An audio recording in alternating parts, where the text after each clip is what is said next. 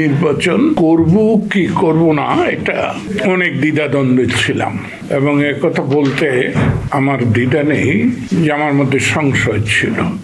মনে হচ্ছে যে নির্বাচন জনরায়ের প্রতিফলন হবে। তো জনরায়ের প্রতিফলন হলে আমি ৭০ থেকে আজ পর্যন্ত জনরায়েই যতবার নির্বাচিত হয়েছে সেটা জনরায়ে।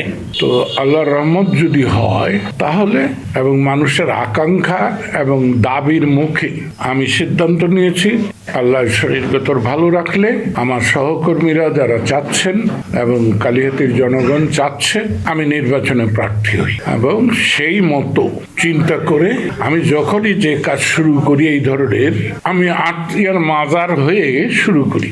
তো আল্লাহর কুদরত যে আজকে শুক্রবার ছিল আমি আটিয়া মসজিদে নামাজ পড়ে মাজারে মিলাদ পড়ে তারপরে আমাদের পরিবারের আমার দাদা দাদি দাদা দাদি মাউইমা করিমুন্নেসর আমার মা বাবা যারা শুয়ে আছেন তাদেরকে সালাম জানিয়ে এবং একেনালিশার মাজার হয়ে আমি কালিহাতি পৌঁছে সবাইকে জানাচ্ছি যে আমি নির্বাচনে আল্লাহর রহমতে প্রার্থী হয়েছি।